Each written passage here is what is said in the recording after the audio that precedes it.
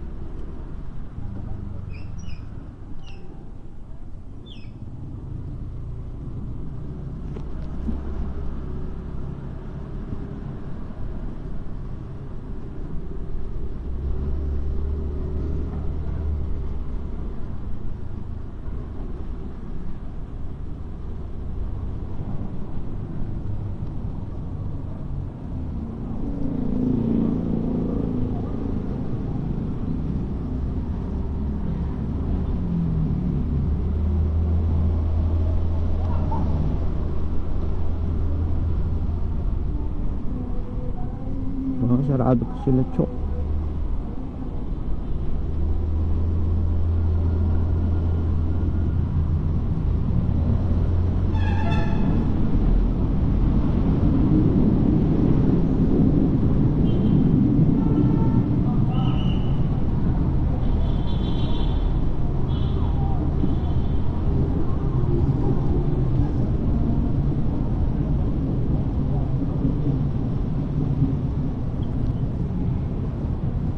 Tumawag kasi si Denise, merong mga sobrang pagkain dun sa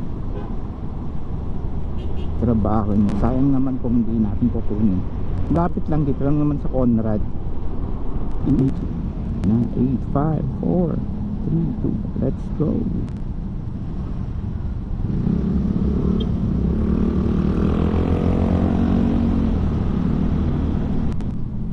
Wow,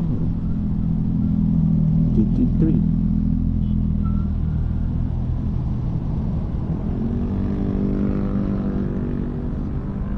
Ako na lang mag-isa magra-ride kasi yung mga kasama ko tulog pa sa banig.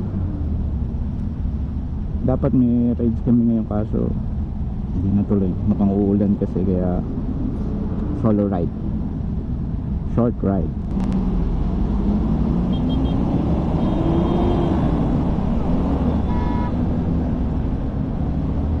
Meron din kayang NCAP dito, Makapagal. Hindi ko alam kung pwedeng kumanan or kailangan pang hintayin matapos yung red light. Pa-comment naman guys kung dapat ba akong kumanan o stop muna kasi sarado yung lane.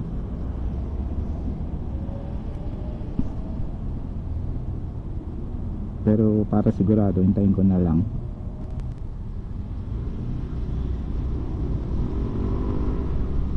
Ayun, huli kaya yun yung sa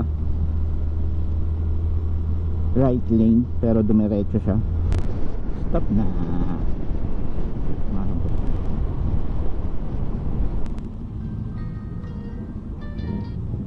Nak, Hello. malapit na ako, dito na ako IKEA. Kakanan ako dun sa sa tapat ng seaside ka maghihintay. Opo. Oh, sige na, ito na ako sa na ako, yun na, stoplight lang. Joke no. Okay. Okay, bye bye. Gaganda naman yung sasakyan. Uy, magtrabaho daw ako. Sabi niya, kaya yan, may mga nakasulat sa plaka. Alam ko bawal yan pag may mga nakaano sa plaka pero mukhang hindi ginagamit niya. Ilang minutes kaya inabot tong biyahe natin. Malapit lang naman to sa amin. Time check, 11:33. Daming stoplight. Conrad na.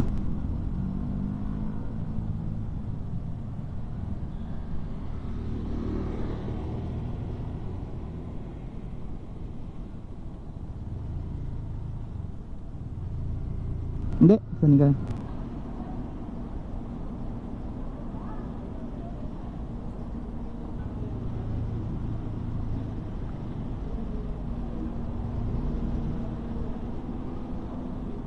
Di ka pa uwi? Dami oh. Puro pass na lang.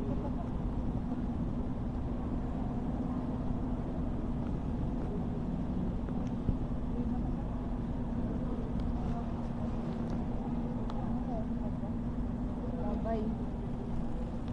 Bye bye, thank you. Hindi ko na yung kailangan. Pinadalo ko. Alam ko pa yun. Ito, akin na. Lagay mo dito.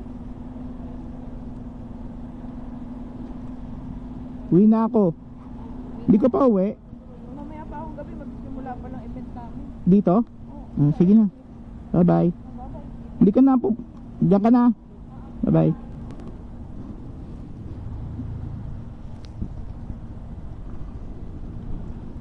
Wow, ganda. Win tayo. Pick up na. Delivery rider tayo ng anak ko. Ang ganda naman ng abansa niya. Moha. Seaside. Ayan, pasyal ko na lang kayo kasi hindi kami nakapasyal ngayong magtotropa. Ako na lang mag-isa mamamasyal. May pagkain pa.